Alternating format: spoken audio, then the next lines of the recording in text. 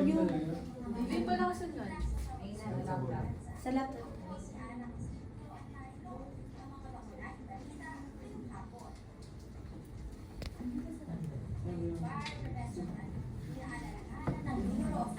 Ng publiko tungkol sa posibleng panganib ng sunog dulot ng matinding init ng panahon. Ayon sa BFP, ang mataas na heat index ay maaaring magdulot ng overheating sa mga appliances tulad ng electric fan, rice cooker at air conditioning unit na posibleng pagsimulan ng sunog. Ngayong umaga lamang, isang bahay sa barangay Maninis ang natupok ng apoy matapos umanong mag-over... Ma! Bakit mo pinatay?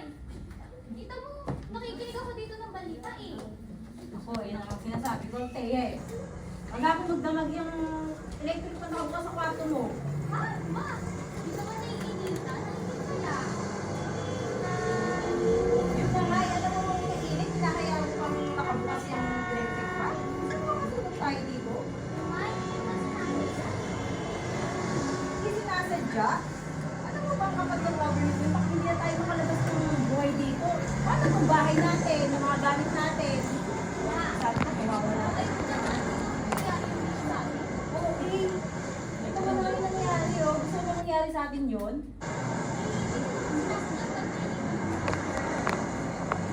Problema, eh. Makalimutan na, eh. Tapos silang saglit lang. Wala na. Okay, okay ma. Sige. Tututin mo na. Mamaya. Mamaya ngayon na, pagpahinga yung electric fan, tsaka bago kayo matulog, ha? Pulutin nyo lahat ng saksak. Tsaka ikaw, tigil mo yung paggamit ng cellphone mo, na nakakasal. Okay ma, sige ma. Matulog ka na dyan. Ako na bahala dito. Kasi ba, ang ingay mo.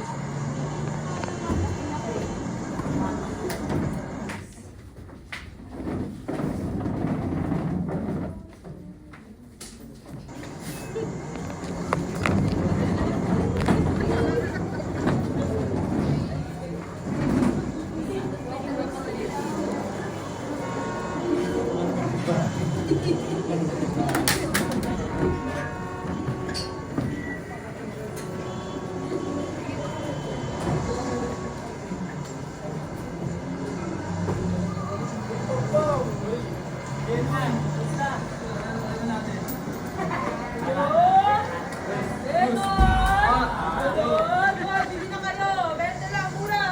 Ay, mga boy! Ay! Bili na kayo din! Balik pwede ko! Gano'n pwede mana? Manok ko yan. Ako meron! Pag may kirot yung penoy. Eh, di! Pizza na lang! Pero utang pwede. Hindi pwede! Boss, ano ba ang makarating? Wala, sa kabilang kanto. Ano naman yan dito? Pwede malamig. Sa hangin? Parang may ano eh! Oh, ha! Ay, ano? Marites! Ano itong ano ba rin, Marites?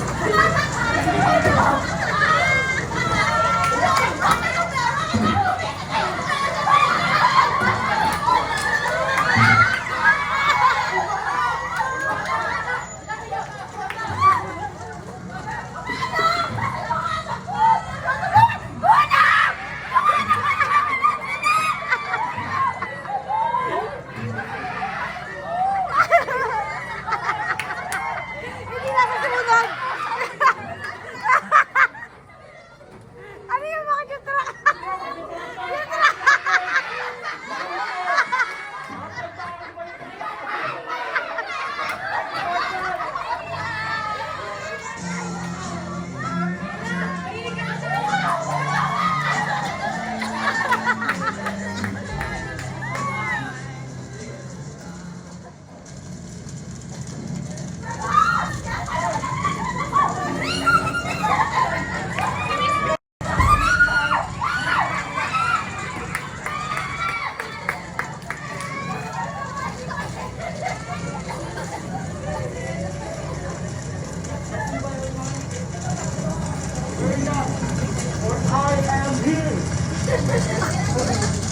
Ito ako, binatukan ko yan.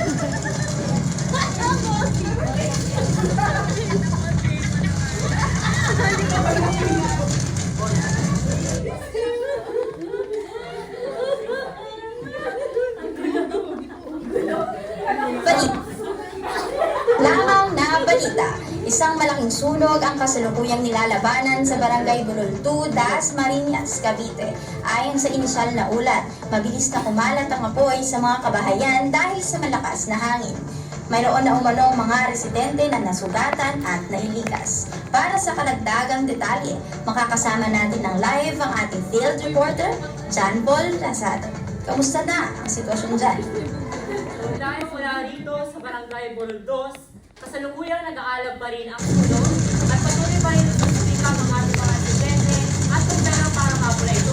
Fire protection, bandang alas 3 ng hapon na nagsimula ang sunog at mabilis itong kumalat sa buong kabakayan na may mga material, na may mga fire.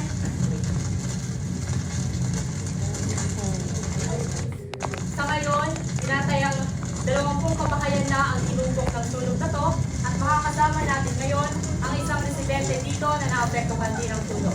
Minsan ano po pangalan mo? Maritas po. Sa tingin mo, ano yung pinagmula ng sunog na to? Kasi, di ba yung kalimitan naman nangyayari is yung overheating ng mga appliances, yun po. Maaari po makapaibahagi sa amin ang kabuuang nangyari sa pangyayari ito? Kasi po, nagbebenta lang ako ng balon. Tapos biglang may namoy akong sunog. Tapos, ayun, pagkalingon ko, ang laki ng apoy. Ayun. Maraming salamat po, Ms. Maxine. Samantala, ayon naman sa mga otoridad, patuloy ang investigasyon sa sanhi ng sunog na to. May paunang impormasyon ng otoridad na maaaring nagmula ito sa isang bahay na may naiwang nakasinding kandila o kaya naman ay faulty electrical wiring. Balik sa iyo, Ana Pasini.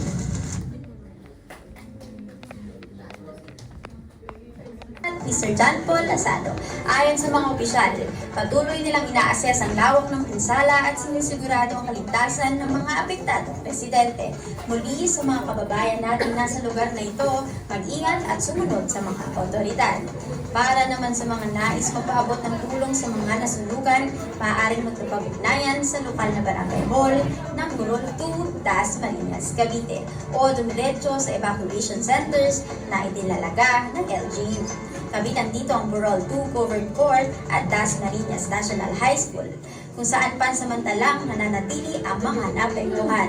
Karang donasyon tulad ng pagkain, inuming tubig, damit, kumot, gamot at hygiene kits. Maaari rin po tayong tumulog sa DSWD Dasmariñas o sa Philippine Red Cross Cavite Chapter para sa mas detalyadong impormasyon kung paano makakatulong.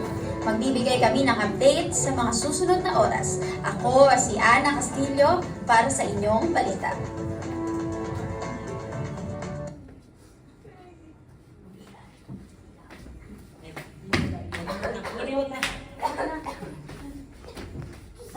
Ma! Ma! Saan kayo, ma? Hindi to totoo! Hindi to totoo!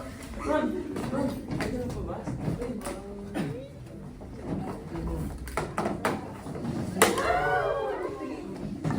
Sunod po kayo. Sunod po. Ano ang pangalan niyo, ma'am? Don't worry po, ma'am. It'll all be okay. Kaya niyo po ba ito kayo? Samahan niyo po.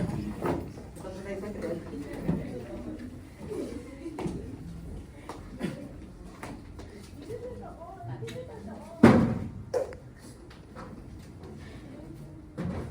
Mga evacuees, dito po ang evacuation center. Lahat po naman nasunugan dito po. Kung may mga kailangan po kayo tulong, nandito po, pwede po mag-assist.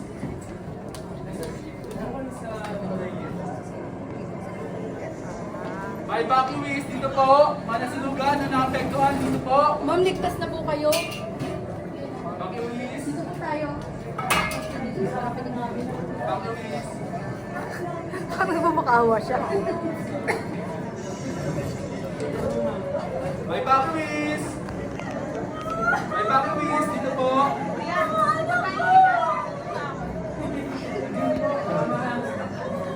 Evacuees. Dito po.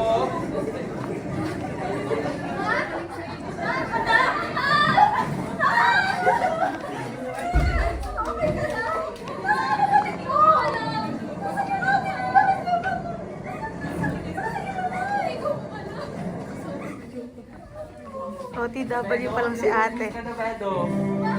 Nak?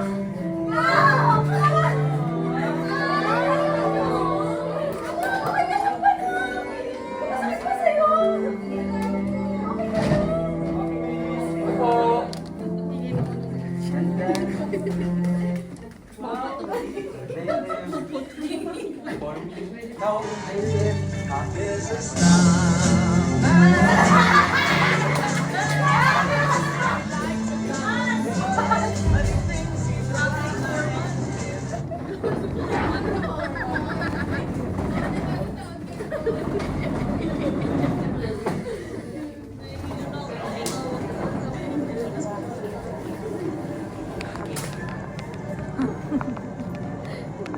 In the aftermath of a devastating fire disaster, the community of Dasmariñas, Cavite came together to launch a comprehensive Rebuild and Recover program.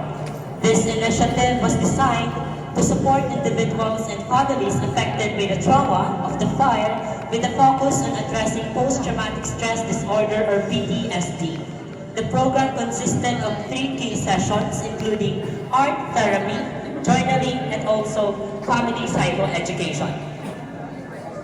As the community began to recover, participants were encouraged to express their emotions through various forms of art, such as painting or drawing scenes related to the fire of the recovery journey.